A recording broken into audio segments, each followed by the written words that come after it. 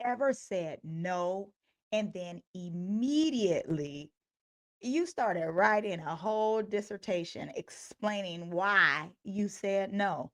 No can't come because, see, what had happened was, no, I can't come because uh, normally I would, and I hope you don't think, no, that's not gonna work. That's not gonna work for me because, baby, come on. You said no 6 sentences ago.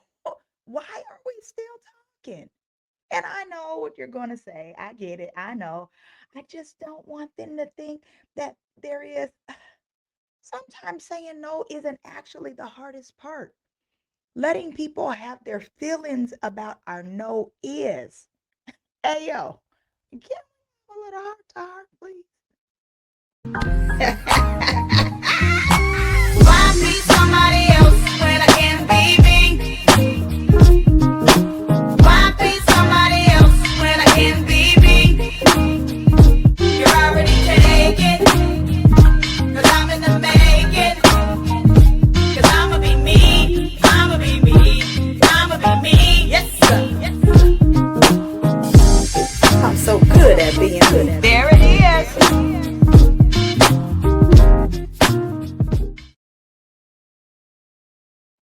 What's up? What's up, Hot Squad?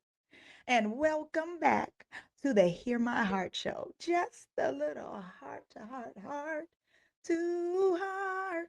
Okay, I can't sing. I am not Kim Burrell, okay? But that was definitely one of those bangers. If you know, you know, okay? Hey, it's me, you, and Jesus, and the stuff underneath the stuff, okay? And last time we talked about the ways we abandon ourselves trying to keep everybody else happy. And I told you we can love people without leaving yourself behind. But I realize there's another layer to that, okay? Because some of us can say no. We just can't leave the no alone afterwards. We say no, then explain it, then we decide to defend it. We'll apologize for it. We'll add 3 paragraphs. We'll offer an alternative we didn't even want to offer. And then if they sound disappointed, here we go renegotiating with ourselves. So today we're talking about why no can feel so uncomfortable and why somebody else's disappointment doesn't automatically mean you did something wrong. Somewhere along the way, a lot of us learned that yes equals kind and that no means it's mean. That if we say yes, that's some kind of way loving, and no equals you're being selfish. If we say yes to somebody, that means we're being helpful, and that no equals I'm disappointing you. Huh? That's not necessarily true. No, no is information. I can't do that. I'm unavailable. That doesn't work for me. I won't be able to commit to that. None of those statements require you to have an attitude when you say that. You can say no and still be kind. You can say no and still love somebody. You can say no and still be a Christian. Hello. Because some of us act like Jesus is standing there with the clipboard going, mm-hmm. Mm-hmm. She declined the committee. Mm-mm. You know what? I need you to take her name out the Lamb's Book of Life. What? Stop it, please. Now this one is what got me. Oftentimes we aren't explaining for clarity. Nah, we're explaining because we're trying to control somebody's decision. We want to put control on how somebody receives our decision. Huh? Think about that. Just ponder on that. We are always trying to be in control, and then you want to be in control of somebody else's decision because of what we said. Why is it that we need 12 sentences to explain a decision that only required, or I should say, why do we need to have 12 different people uh, to explain what we're saying? Our decision is our decision. So if you ask me a question, and I decide to answer it, I don't have to over explain and write you a whole dissertation in regards to me saying my no. My no is my no. And I don't have to say, hey, can you look over this? Will you verify what I'm saying here and check this out before I say no? That's if it's in written form. But sometimes we're having a conversation with an individual, and you don't have to have a 12 sentence statement to explain your decision. It's the two of you having a conversation, okay? So just say no and let it be. Somewhere in those extra 10 sentences that you're using, you probably feel like somebody's going to say, "Oh, Tiffany, of course. Of course I understand. I completely understand that. And now I feel better because you approve my no." But what happens when they don't? What happens when they say, "Oh," and that's it? Just, "Oh." Now you're staring at the phone trying to determine what kind of "oh" that was. Was that a mad "oh"? Huh? Was that a disappointed "oh"? Is that she's going to tell her mama about me "oh"? Tell me that's not a reality. When somebody sends you a text message, if you're a mama's boy or a mama's girl, and you have conversations with them, you gonna go tell your mama, "Can you believe they told me no?" Look at this. Screenshots, everybody want to do a screenshot because the screenshot is a whole ministry in itself. I gotta have receipts. You'll send it off to individuals. It happens. And now you're uncomfortable.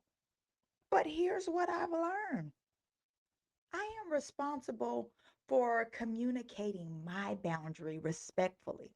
I'm not responsible for making sure you like it. That's different, right? People are allowed to be disappointed. Now, this may freeze somebody. People are allowed to be disappointed with you. I know it's terrible news, right? You can make a healthy decision and somebody can still dislike it. Both can be true, okay? Two opposing views can operate in the same space.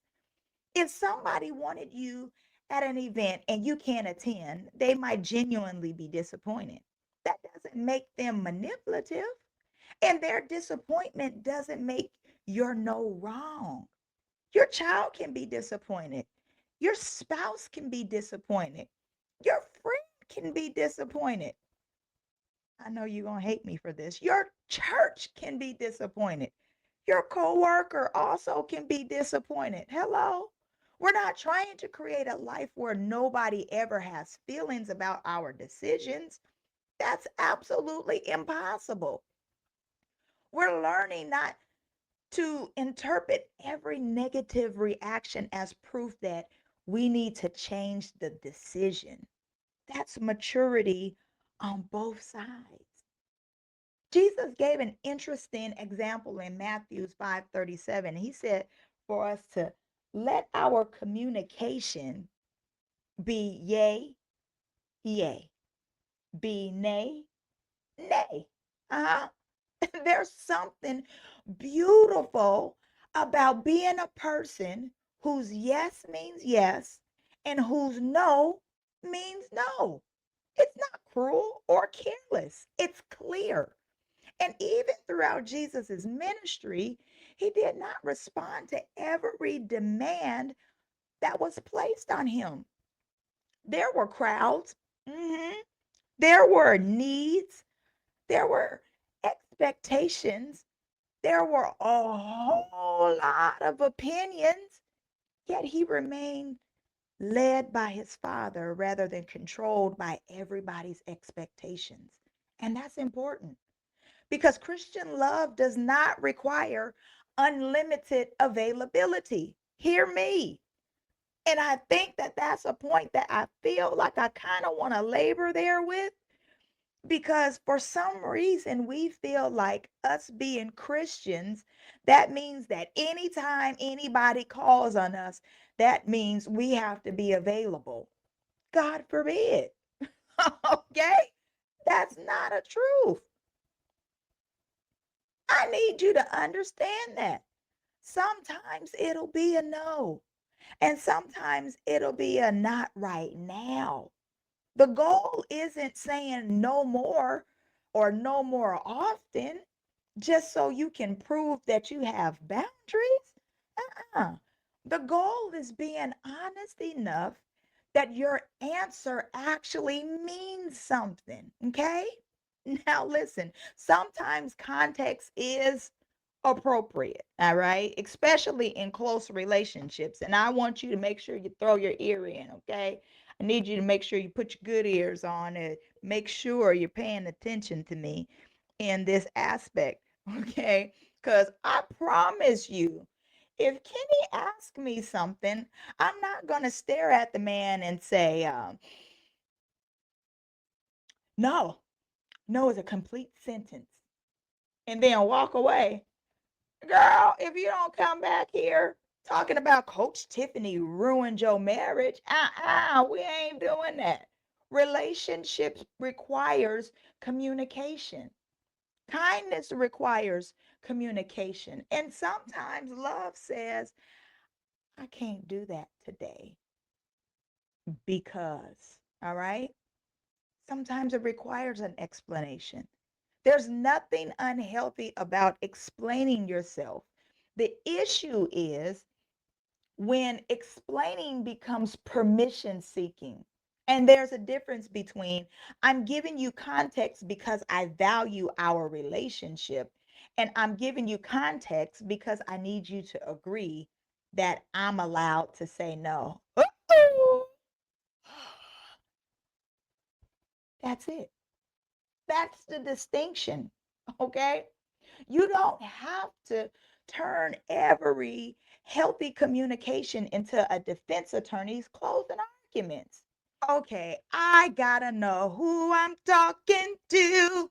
If you've ever typed a perfectly good no text and then added another paragraph and then another and then deleted something, then you called somebody and said, does this sound mean? Holla at me, please.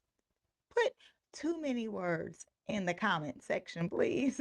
And while you're down there, hit that like button for me, please.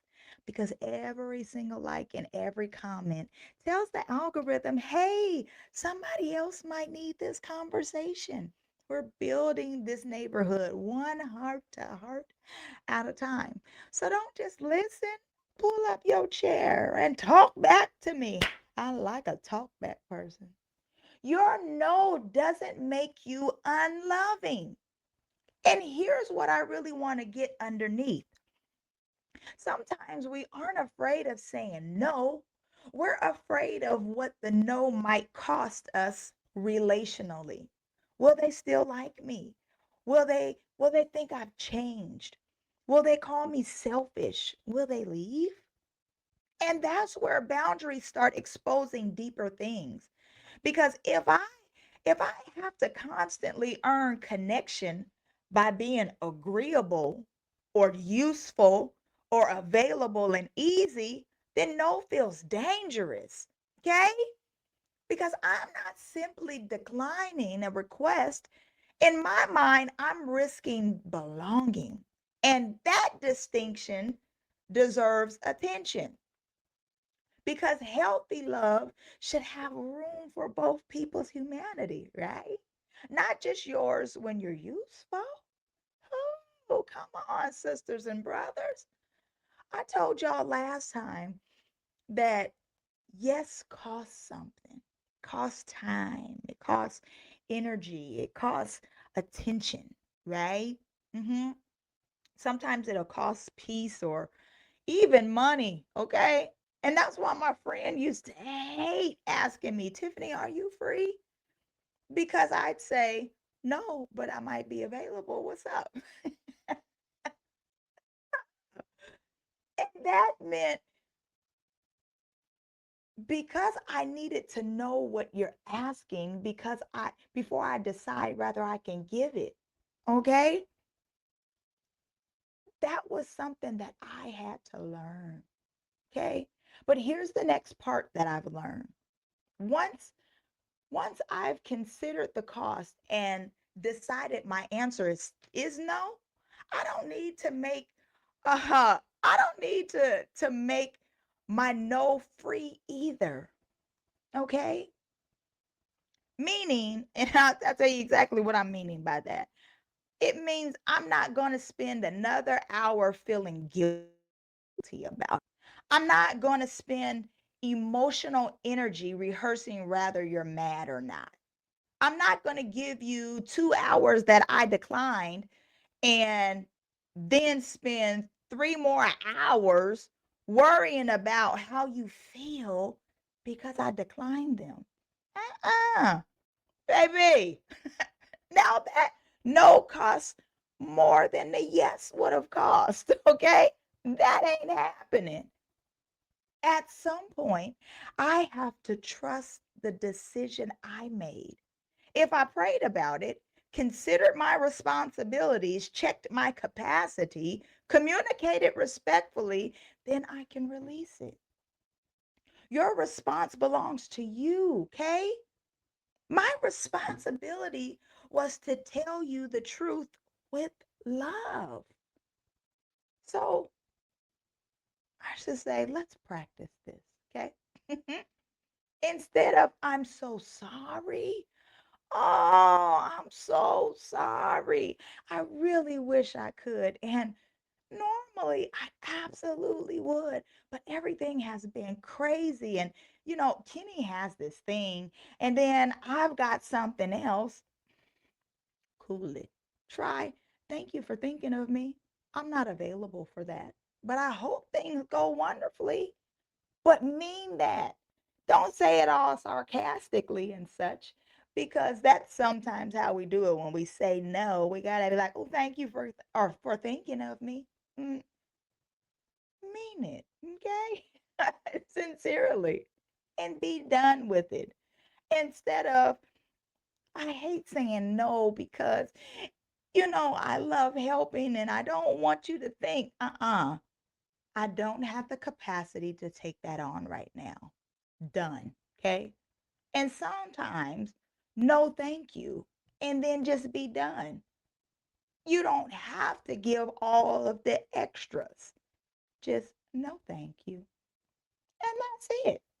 Not every situation requires the same response. Use wisdom and kindness. Use relationship, but stop using 400 words when 14 honest ones will do. Okay? Please. And here's the heart check. Okay? We're going to have a heart check because we wouldn't be having this heart to heart without having a heart check. Okay? What are you afraid of? What are you afraid will happen if somebody doesn't like your no? Not, why can't I set boundaries? Go underneath it. What are you afraid of? Is it rejection, conflict, being misunderstood? Someone called you selfish? Oh, maybe you're afraid of losing access, disappointing somebody that you love. Could that be it? Because once you the fear underneath the over explaining, now we have something to work with. Okay? I want you to carry this with you, please. You don't need somebody else's permission for your boundary to be valid. you. Hear me. You do not need somebody else's permission for your boundary to be valid. And I'm going to give you the B clause to that. You can communicate your no with love without requiring them to receive it with a smile. That's the freedom. Okay? Not freedom from caring about people. No. It's freedom from needing to control their response. Okay? All right, Olive Squad. There's our little heart to heart. Okay? This week, pay attention to how many words you use after the word no. How many words are you going to use after you say no? Need you to make a note of that. Pay attention to that. Because not every explanation is bad. Because I want you to notice when you're communicating and when you're campaigning for approval, because that's a big difference, okay? And if this conversation found you right where you are, share it with your fellow over explainer. And you know exactly who they are, okay? You know exactly who it is that's doing the over explaining to you. Matter of fact, more likely than not, they're probably typing you a 7 paragraph response right now, okay? What I need you to do is drop too many words in the comment section if we're working on this together. Subscribe and pull up your chair back because we're just getting to the stuff underneath the stuff. All right? Here you are heard, you are healed, and you are here on purpose. And if you feel it, I need you to holla. Grace and peace, y'all. Hey.